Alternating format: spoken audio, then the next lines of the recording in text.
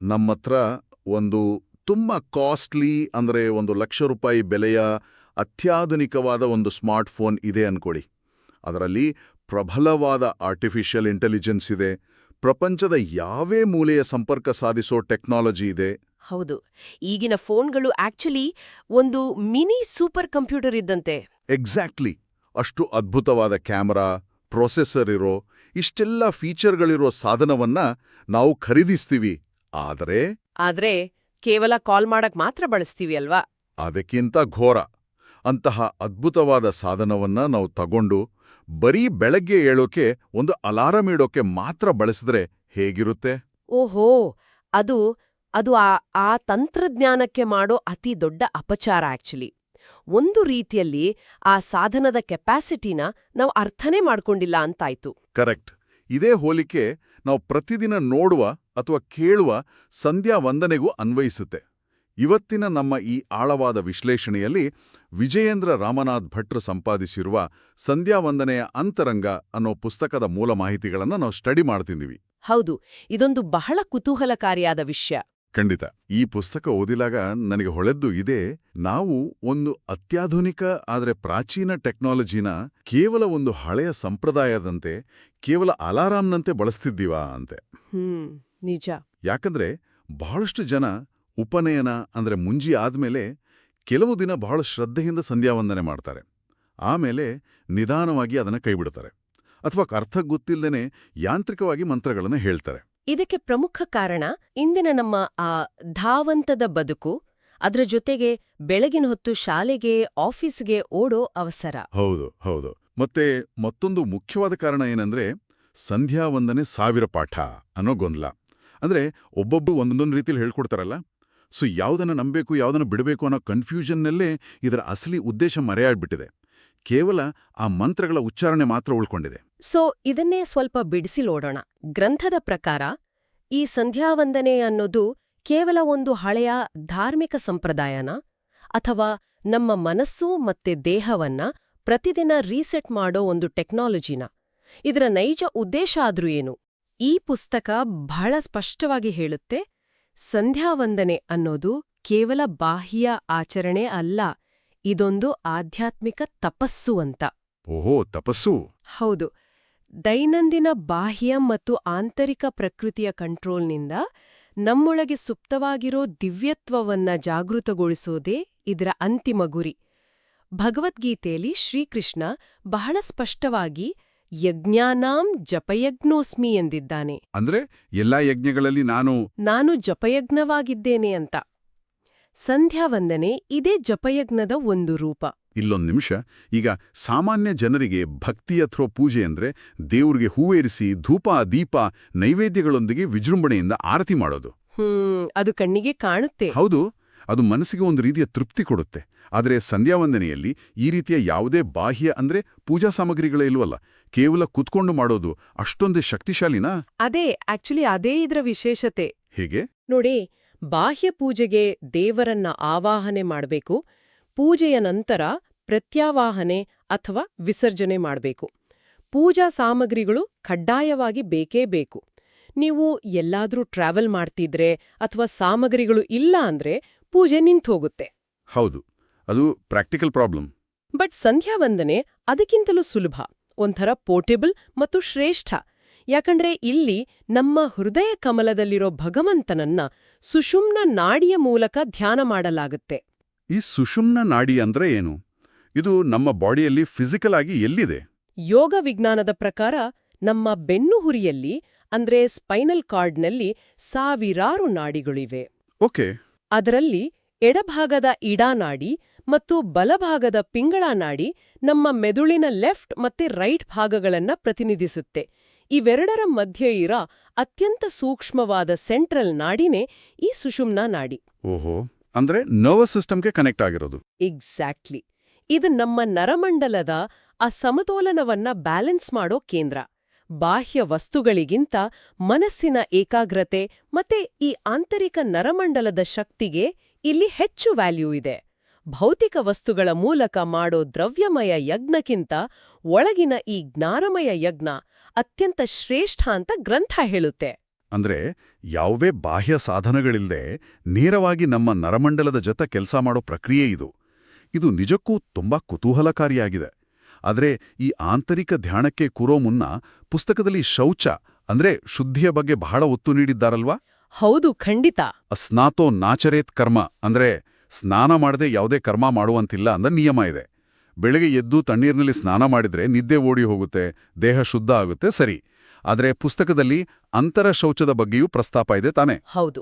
ಶೌಚದಲ್ಲಿ 2 ವಿಧ: ಬಾಹ್ಯ ಶೌಚ ಮತ್ತೆ ಅಂತರ ಶೌಚ. 9 ದ್ವಾರಗಳಿರೋ ಈ ದೇಹ ನಿರಂತರವಾಗಿ ಗಲೀಜಾಗ್ತಲೇ ಇರುತ್ತೆ. ಸೊ ಮಣ್ಣು, ನೀರು, ಸಾಬೂನು ಬಳಸಿ ದೇಹವನ್ನ ತೊಳೆಯೋದು ಬಾಹ್ಯ ಶೌಚ. ಆದ್ರೆ ಅಂತರ ಶೌಚ ಅಂದ್ರೆ ಮನಸ್ಸು, ಬುದ್ಧಿ ಮತ್ತೆ ಅಹಂಕಾರಗಳನ್ನ ಪವಿತ್ರವಾಗಿಡೋದು. ಅರಿಷದ್ವರ್ಗಗಳಾದ ಕಾಮ, ಕ್ರೋಧ, ಲೋಭ, ಮೋಹ, ಮದ, ಮಾತ್ಸರ್ಯಗಳನ್ನ ನಿವಾರಣೆ ಮಾಡೋದು. ಇಲ್ಲೊಂದು ಒಂಥರ ತಾರ್ಕಿಕ ಪ್ರಶ್ನೆ ಬರುತ್ತೆ. ಮೈಗೆ ನೀರು ಸುರಿದುಕೊಂಡ ತಕ್ಷಣ ಒಳಗಿರೋ ಅಹಂಕಾರ, ಕೋಪ ಅಥವಾ ಲೋಭ ಹೇಗೆ ತೊಳೆದು ಹೋಗಲು ಸಾಧ್ಯ? ಇದು ಕೇವಲ ಮಾನಸಿಕ ಭ್ರಮೆ ಅಲ್ವಾ? ನೀರಿನಿಂದ ಕೋಪವನ್ನ ಹೇಗೆ ತೊಳೆಯೋದು? ಬಹಳ ಅತ್ಯುತ್ತಮವಾದ ಪ್ರಶ್ನೆ ಇದು. ಮೈಗೆ ನೀರು ಸುರಿದ್ಕೊಂಡ್ರೆ ಕೇವಲ ದೈಹಿಕ ಕೊಳೆ ಮಾತ್ರ ಹೋಗುತ್ತೆ, ಆಂತರಿಕ ದೋಷಗಳಲ್ಲ. ಅಲ್ಲಿಗೆ ಬಾಹ್ಯ ಶೌಚ ಮುಗೀತು. ಹಾ. ಆದ್ರೆ ಸಂಧ್ಯಾವಂದನೆಯ ಡಿಸೈನ್ ಎಷ್ಟೊಂದು ಸೈಂಟಿಫಿಕ್ ಆಗಿದೆ ಅಂದ್ರೆ, ಅಂತರ ಶೌಚಕ್ಕಾಗಿ ಅವರು ಕೇವಲ ನೀರನ್ನ ಡಿಪೆಂಡ್ ಆಗಿಲ್ಲ. ಆಂತರಿಕ ಶುದ್ಧಿಗಾಗಿಯೇ ಅವರು ಊರ್ಧ್ವಪುಂಡ್ರ ಧಾರಣೆ ಮತ್ತೆ ಪ್ರಾಣಾಯಾಮವನ್ನ ಅಳವಡಿಸಿದ್ದಾರೆ. ಸ್ವಲ್ಪ ತಡೀರಿ. ಊರ್ಧ್ವಪುಂಡ ಧಾರಣೆ ಅಂದ್ರೆ ಹಣೆಯ ಮೇಲೆ ನಾಮ ಅಥವಾ ಗಂಧ ಹಚ್ಕೊಳ್ಳುತ್ತಾನೆ? ಹೌದು, ಅದೇ ಅನ್ನ ಸೂಚಿಸೋ ಗುರುತು ಅಂತ ಅನ್ಸುತ್ತೆ. ಹಣೆಯ ಮೇಲೆ ಒಂದು ಗೀಟು ಎಳೆದ್ರೆ ಅದು ಆಂತರಿಕ ಅಹಂಕಾರವನ್ನ ಹೇಗೆ ಶುದ್ಧಿ ಮಾಡುತ್ತೆ? ಇದರ ಹಿಂದಿನ ಬಯಾಲಜಿ ಏನು? ಮೇಲ್ನೋಟಕ್ಕೆ ಅದು ಕೇವಲ ಒಂದು ಗುರುತಿನಂತೆ ಕಾಣುತ್ತೆ. ಆದ್ರೆ ಯೋಗಶಾಸ್ತ್ರದ ಪ್ರಕಾರ ಹಣೆಯ ಮಧ್ಯಭಾಗದಲ್ಲಿ ಅಂದ್ರೆ 2 ಹುಬ್ಬುಗಳ ನಡುವೆ ಆಜ್ಞಾಚಕ್ರ ಇರುತ್ತೆ. ಓಕೆ. ಇದು ನಮ್ಮ ಮೆದುಳಿನ ಪೀನಿಯಲ್ ಗ್ಲ್ಯಾಂಡ್ಗೆ ನೇರ ಸಂಪರ್ಕ ಹೊಂದಿದೆ.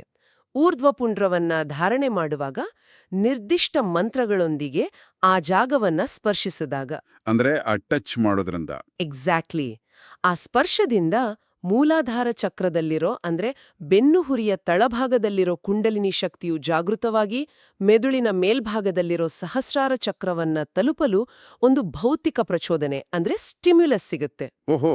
ಇದು ಕೇವಲ ಗುರುತಲ್ಲ, ಆಕ್ಯುಪ್ರೆಷರ್ ತರಹದ ಒಂದು ನರಮಂಡಲದ ಪ್ರಚೋದನೆ. ಇದು ಮನಸ್ಸನ್ನ ಒಮ್ಮುಖವಾಗಿಸಲು ಸಹಾಯ ಮಾಡುತ್ತೆ. ಮೂಲಾಧಾರ ಅನ್ನೋದು ಪ್ರಾಣಿಗಳ ಸಹಜ ಪ್ರವೃತ್ತಿಗಳಾದ ಭಯ, ಹಸಿವುಗಳನ್ನ ರೆಪ್ರೆಸೆಂಟ್ ಮಾಡಿದ್ರೆ, ಸಹಸ್ರಾರವು ಉನ್ನತ ಪ್ರಜ್ಞೆಯನ್ನ ಪ್ರತಿನಿಧಿಸುತ್ತೆ. ವಾವ್. ಅಂದ್ರೆ ದೈಹಿಕ ಸ್ಪರ್ಶದ ಮೂಲಕ ಮಾನಸಿಕ ಏಕಾಗ್ರತೆಯನ್ನ ಸಾಧಿಸೋ ಟೆಕ್ನಿಕ್ ಇದು. ಇನ್ನು ನೀವು ಪ್ರಾಣಾಯಾಮದ ಬಗ್ಗೆ ಹೇಳಿದ್ರಿ. ಉಸಿರಾಟಕ್ಕೂ ಈ ಅಂತರ ಶೌಚಕ್ಕೂ ಏನು ಲಿಂಕ್? ಉಸಿರಾಟಕ್ಕೂ ನಮ್ಮ ನರಮಂಡಲಕ್ಕೂ ಡೈರೆಕ್ಟ್ ಕನೆಕ್ಷನ್ ಇದೆ. ಉಸಿರಾಟವನ್ನ ಕಂಟ್ರೋಲ್ ಮಾಡೋದ್ರಿಂದ ಮನಸ್ಸಿನ ಓಟ ನಿಲ್ಲುತ್ತೆ ಅಂತ ಗ್ರಂಥ ಹೇಳುತ್ತೆ. ವಿಜ್ಞಾನದ ಪ್ರಕಾರ ಇದು ಹೇಗೆ ವರ್ಕ್ ಆಗುತ್ತೆ?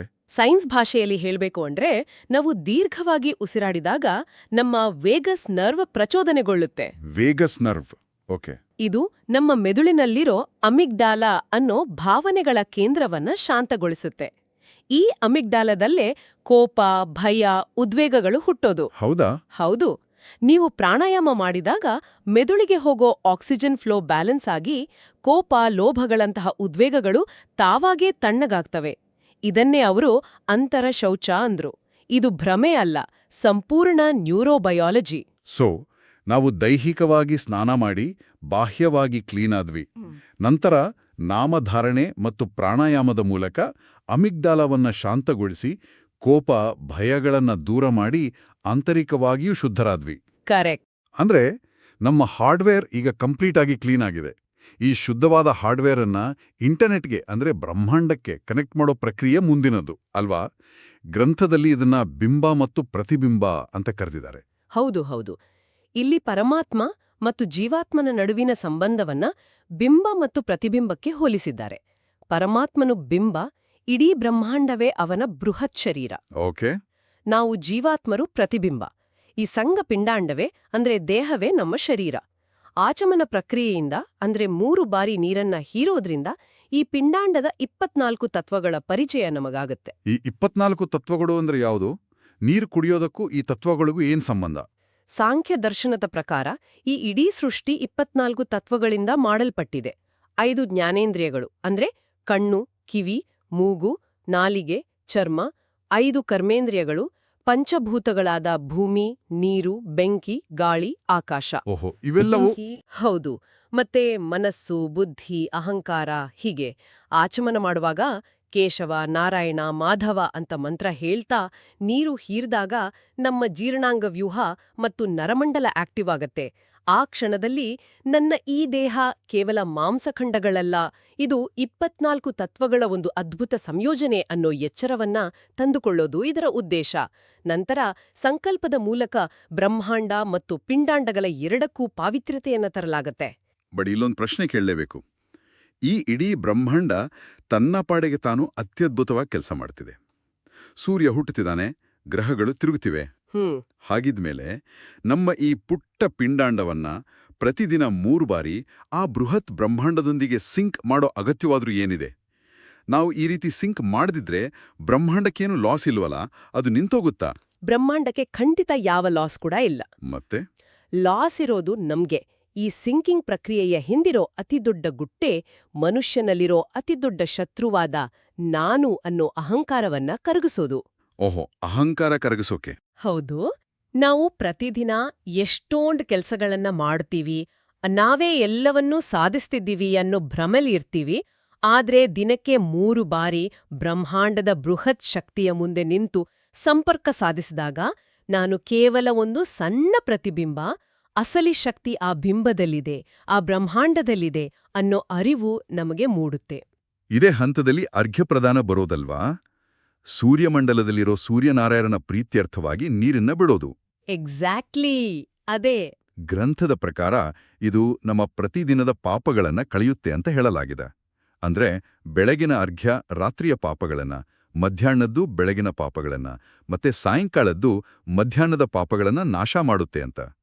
ಇದನ್ನ ಹೇಗರ್ಥ ಮಾಡ್ಕೊಳ್ಳೋದು? ಕೈಯಿಂದ ನೀರು ಬಿಟ್ಟ ತಕ್ಷಣ ಪಾಪಗಳು ಕರಗಿ ಹೋಗುತ್ತಾ? ಈ ಪಾಪ ಅಂದ್ರೆ ಭೌತಿಕ ಕೊಳೆನಾ ಅಥವಾ ಮಾನಸಿಕ ಹೊರೆನಾ? ಇದು ಸಂಪೂರ್ಣವಾಗಿ ಮಾನಸಿಕ ಹೊರೆಗೆ ಸಂಬಂಧಿಸಿದ್ದು. ಇಲ್ಲಿ ಪಾಪ ಅಂದ್ರೆ ನಾವು ತಿಳಿದೋ ತಿಳಿಯದೆಯೋ ಮಾಡಿದ ತಪ್ಪುಗಳು, ಆಡಿದ ಕಟುಮಾತುಗಳು ಅಥವಾ ನೆಗೆಟಿವ್ ಯೋಚನೆಗಳಿಂದ ಮೂಡಿದ ಅಪರಾಧಿ ಮನೋಭಾವ, ಅಂದ್ರೆ ಗಿಲ್ಟ್. ಓ, ಅಂದ್ರೆ ಗಿಲ್ಟ್ ಫೀಲಿಂಗ್ನ? ಹೌದು. ಆ ನೀರನ್ನ ಬಿಡೋದು ಕೇವಲ ಒಂದು ಸಂಕೇತ, ಅದೊಂದು ಮೆಟಫೋರ್. ದಿನದ 3 ಹೊತ್ತು ನಾವು ನಮ್ಮ ಮಾನಸಿಕ ಕಸವನ್ನ, ನಕಾರಾತ್ಮಕತೆಯನ್ನ ಆ ನೀರಿನ ಮೂಲಕ ಬ್ರಹ್ಮಾಂಡದ ಬೃಹತ್ ಶಕ್ತಿಗೆ ಒಪ್ಪಿಸಿ ನಮ್ಮ ಮನಸ್ಸನ್ನ ಖಾಲಿ ಮಾಡ್ಕೊಳ್ಳೋ ಪ್ರಕ್ರಿಯೆ ಇದು. ವಾವ್! ಇದು ನಡೆದಿದ್ರೆ ಮಾನಸಿಕ ಒತ್ತಡ ಬೆಳೆಯುತ್ತಲೇ ಹೋಗುತ್ತೆ. ಅದ್ಭುತ. ಅಂದ್ರೆ ಅರ್ಘ್ಯಪ್ರದಾನ ಅನ್ನೋದು ಅಕ್ಷರಶಃ ಒಂದು ಮಾನಸಿಕ ಫ್ಲಶ್ ಮಾಡ್ಕೊಳ್ಳೋ ಪ್ರಕ್ರಿಯೆ. ಎಕ್ಸಾಕ್ಟ್ಲಿ. ಇಡೀ ದಿನದ ಆ ಸೈಕಲಾಜಿಕಲ್ ಬ್ಯಾಗೇಜ್ ಅನ್ನ ಅಳಿಸಿ ಹಾಕೋ ತಂತ್ರ.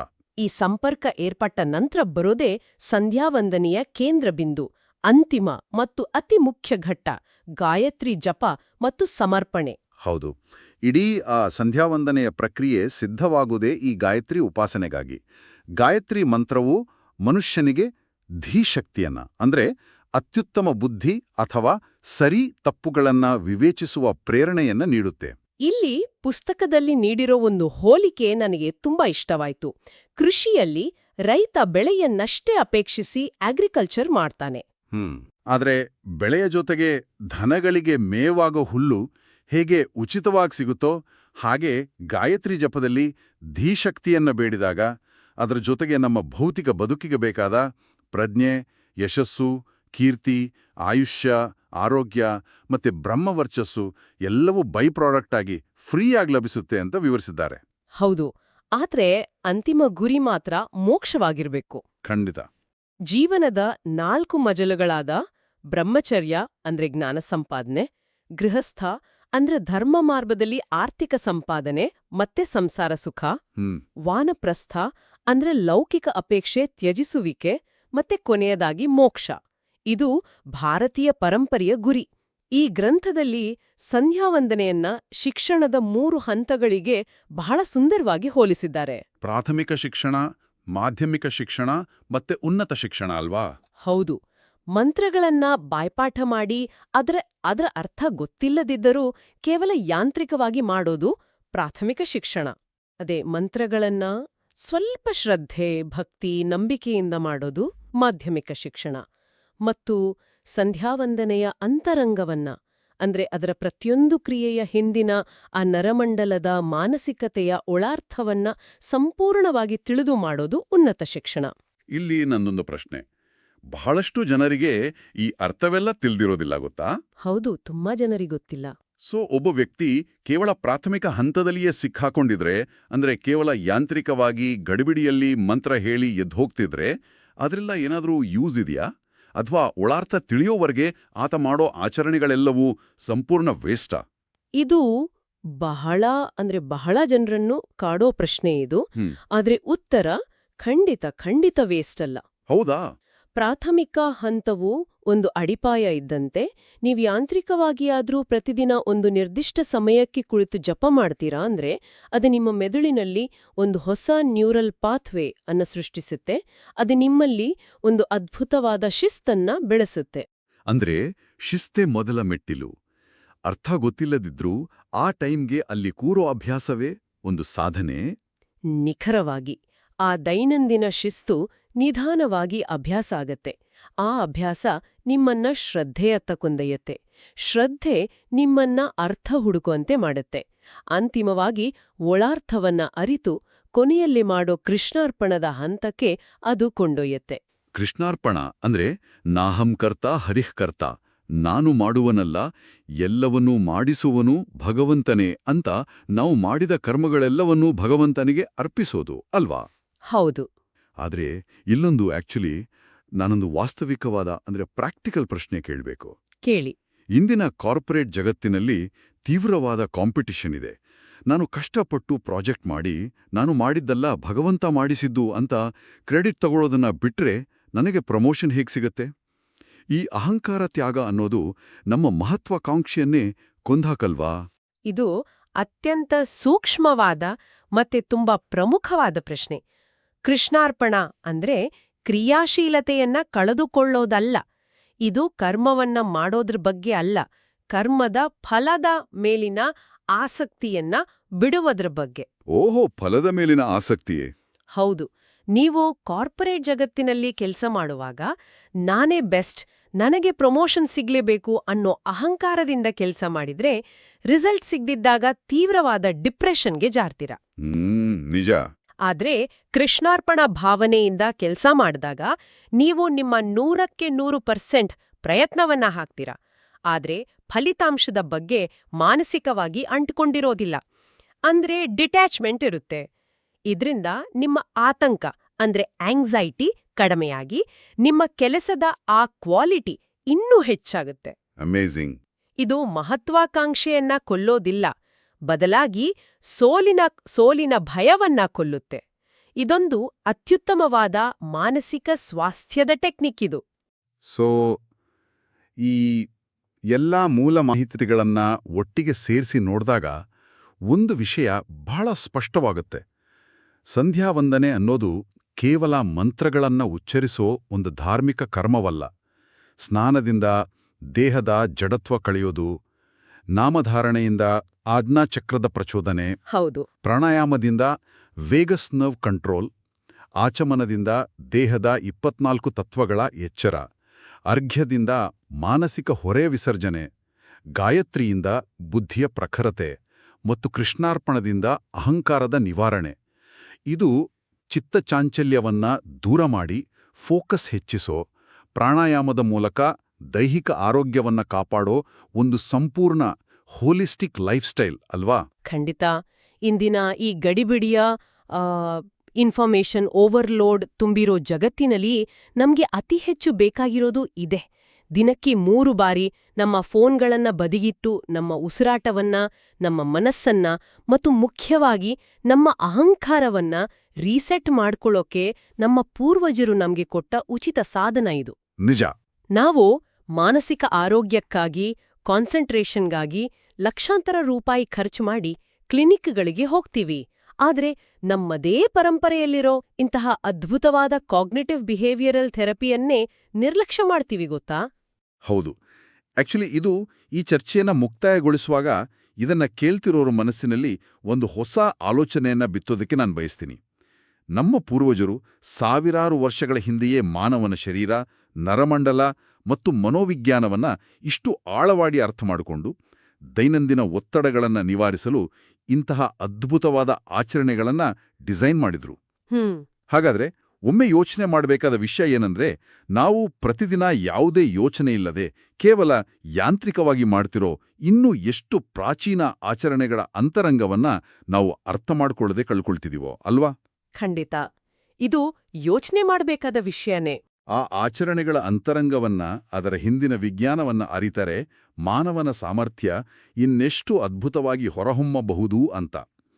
ನಾವು ಆರಂಭದಲ್ಲಿ ಮಾತನಾಡಿದ ಆ ಅತ್ಯಾಧುನಿಕ ಸ್ಮಾರ್ಟ್ಫೋನ್ ಕೇವಲ ಅಲಾರಂ ಆಗಿ ಉಳಿಯದೆ ತನ್ನ ಪೂರ್ಣ ಸಾಮರ್ಥ್ಯದಲ್ಲಿ ಕೆಲಸ ಮಾಡಲು ಶುರು ಮಾಡಿದರೆ ನಮ್ಮ ಬದುಕು ಹೇಗಿರಬಹುದು ಅನ್ನೋದನ್ನ ಪ್ರತಿಯೊಬ್ಬರೂ ತಮಗೆ ತಾವೇ ವಿಶ್ಲೇಷಿಸಿಕೊಳ್ಳಬಹುದು.